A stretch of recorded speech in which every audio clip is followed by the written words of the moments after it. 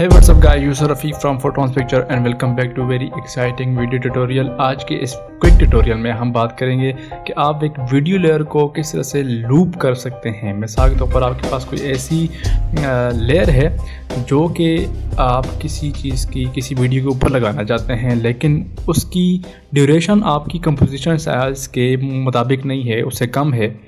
तो आपको क्या करना पड़ता है कि उसकी आखिर में ओपेसिटी जो है वो लो करके फिर से डुप्लीकेट करना पड़ता है। तो उससे बचने के लिए मुझे एक ट्रिक पता चली है और वो मैं आप लोगों के साथ शेयर करने लगा हूँ। तो ये है, मेरे पास एक लेयर है पार्टिकल्स की और इसको मैं एक नई कंपोजिशन बनाता हूँ। तो ये है जी 13 सेकेंड की, ठीक है। और यहाँ पर मैं एक नई कंपोजिशन बनाता हूँ, इसको मैं नाम देता हूँ जी लूप, और ये है 30 सेकेंड की। ओके, ठीक है। तो ये मेरे पास एक नई कंपोजिशन आ गई। यहाँ से मैं पार्टिकल्स को लेकर आता हूँ। तो यहाँ से आप देख सकते हैं कि इसकी ड्यूरेशन यहाँ पर ख़त्म हो रही है। तो मैं इसको इंक्रीज़ भी नहीं कर सकता क्योंकि मेरी लेयर का जो ड्यूरेशन है वो है ही इतना, और ये रिकॉर्डेड है, यानी कोई एनिमेशन भी नहीं है कि मैं जिसको लूप का एक्सप्रेशन दे दूँ तो वो काम करता रहेगा, ठीक है। तो अब हमें यहाँ पर थोड़ी सी ट्रिक यूज़ करनी पड़ेगी, और वो क्या है। तो सबसे पहले मैं क्या करूँगा, इस जो मेरे पास ये फुटेज है इसको मैं ऑल अबाउट 4 सेकेंड के लिए ट्रिम कर दूँगा, ठीक है। इतना ट्रिम कर दूँगा, इतना, और यहाँ से इस जगह को बड़ा कर देते हैं।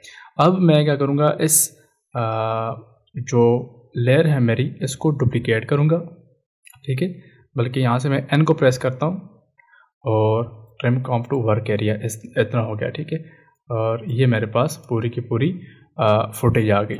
अच्छा, अब मैं इस लेयर को करूँगा डुप्लीकेट, कंट्रोल डी डुप्लीकेट, और शुरू में जाऊँगा और यहाँ पे मेरे पास है जी, यहाँ से मैं कुछ फ्रेम जो है वो ले लूँगा, तकरीबन 4 से 5 फ्रेम्स ले लूँगा इस तरह से।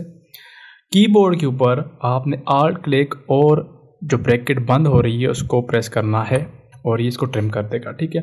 इसी तरह आपने निचली जो लेयर है इससे भी आल्ट क्लिक करके जो ब्रैकेट शुरू हो रही है इसको प्रेस करेंगे तो इसको ट्रिम कर देगा।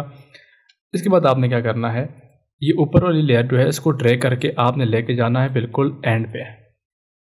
ये आप एंड के ऊपर ले गए, पहली की फ्रेम के ऊपर जाएंगे, दोनों लेयर्स को सिलेक्ट करेंगे, कीबोर्ड के ऊपर टी को प्रेस करेंगे, ओपेसिटी आ जाएगी, दोनों के ऊपर ओपेसिटी को की फ्रेम ऐड करेंगे, और यहाँ से बाहर क्लिक करने के बाद पहली जो लेयर है इसकी ओपेसिटी को आप कर देंगे 0, ठीक है। ओपेसिटी 0 हो गई। और अगर हम टाइम में आगे जाएं तो लास्ट की फ्रेम के ऊपर हम इसको उलट कर देंगे, निचली वाली लेयर की ओपेसिटी 0 कर देंगे और ऊपर वाली की ओपेसिटी 100% कर देंगे, ठीक है।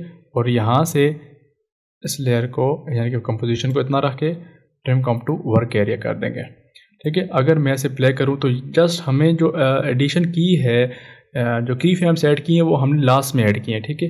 अब ये होगा क्या कि हमारी जो वीडियो है वो बार बार इसी तरह लूप होती रहेगी, यानी कि इसके बाद वो फिर से लूप होती रहेगी, ठीक है। तो हम इसको ज़्यादा भी कर सकते हैं। अगर मैं इसको यहाँ पर ड्रैग करके लेकर आऊँ, इसको ज़्यादा करूँ इतना, और यहाँ से इसको भी इधर लेकर आता हूँ, और यहाँ से इस की फ्रेम को मैं इधर ले आता हूँ, तो हमारे पास ब्लेंडिंग जो है वो ज़्यादा ब्लेंड हो जाएगा। अब ये हमारे पास लेयर बन चुकी है। अब मैं क्या करता हूँ, यहाँ से एक नई कंपोजिशन बनाता हूँ। ओके जी, कंपोजिशन 30 सेकेंड, ठीक है जी, ये आ गया। यहाँ से मैं वही लूप लेयर जो है उसको उठाकर लेकर आता हूँ। तो आप देख सकते हैं ये 4 सेकेंड बाद ख़त्म हो रही है, ठीक है। मैं चाहता हूँ कि इसे मैं ड्रैग करके पूरी कंपोजिशन के ऊपर लेकर आऊँ, लेकिन चूँकि इसकी ड्यूरेशन ही कम है तो अब मैं क्या करूँगा, राइट क्लिक करेंगे लेयर के ऊपर, टाइम में जाएंगे, इनेबल टाइम रीमैपिंग। तो यहाँ से आप देख सकते हैं कि 2 की फ्रेम जो हैं यहाँ पर आ चुकी हैं। तो ये जो आखिरी की फ्रेम है ये आप देख सकते हैं कि हमारी लास्ट की फ्रेम जो है, सॉरी बार बार की कह रहा हूँ, तो हमारे पास जो आखिरी की फ्रेम है वो लास्ट फ्रेम से आगे है। तो हम एक फ्रेम पीछे आएंगे जो कि विजिबल है, हमें यहाँ पर एक की फ्रेम डालेंगे, एक फ्रेम आगे जाएंगे जहाँ पे हमारी लेयर इनविजिबल हो गई, और यहाँ से ये की फ्रेम जो है वो रिमूव कर देंगे, ठीक है। तो हमारे पास 2 अब की फ्रेम आ गई, दोनों के दोनों विजिबल रेंज के ऊपर हैं। ये हो गया। अब आपने छोटा सा काम क्या करना है कि यहाँ पर घड़ी जो है इसके ऊपर आल्ट क्लिक करके हमने कुछ एक्सप्रेशन ऐड करना है। याद करने की ज़रूरत नहीं है, यहाँ पे सिंपल इस बटन के ऊपर क्लिक करेंगे, प्रॉपर्टी पर जाएंगे और यहाँ से लूप आउट जो ये नंबर पर तकरीबन 1 2 3 4 5 6 7 8 9 10 11 नंबर के ऊपर जो एक्सप्रेशन है इसको क्लिक करेंगे और बाय क्लिक कर देना है। और उसके बाद आप इस लेयर को सिलेक्ट करके जहाँ तक मर्ज़ी है लेके जाएं। ये एनिमेशन बार बार रिपीट होता चलेगा, ठीक है। अब आपको इसको जितना मर्ज़ी प्ले करते रहें ये कभी ख़त्म नहीं होगा और आपको कभी पता नहीं चलेगा कि कब फ्रेम्स ब्लेंड हुई हैं। तो आप ये भी कर सकते हैं कि लेयर के कंपोजिशन के अंदर जाएं, ठीक है। इसके अंदर जाते हैं लूप वाली कंपोजिशन के अंदर, ऊपर वाली को लेयर को सिलेक्ट किया, इसमें ट्रांसफॉर्म में गए और फेड टू कॉम कर दिया और निचले वाली को भी हमने कर दिया फेड टू कॉम, ठीक है। ट्रांसफॉर्म और फेड टू कॉम कर दिया।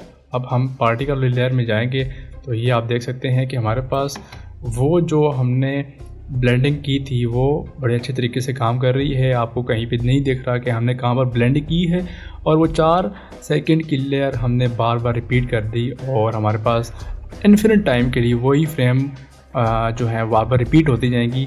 और याद रहे कि ये किसी भी वीडियो के ऊपर आप लगा सकते हैं, ठीक है। यानी कि ये जो पार्टिकल्स हैं ये मैंने खुद तैयार नहीं किए, तो लेकिन ये है कि इससे मैं इन्फिनिट टाइम के लिए इनको मूव करवा सकता हूँ। तो उम्मीद है आपको ये ट्रिक जो है पसंद आई होगी। अगर आपको ये ट्रिक पसंद आई है और मज़ीद आप ट्रिक्स देखना चाहते हैं तो कमेंट करें, चाहे अगर आप नए हैं तो चैनल को सब्सक्राइब करें।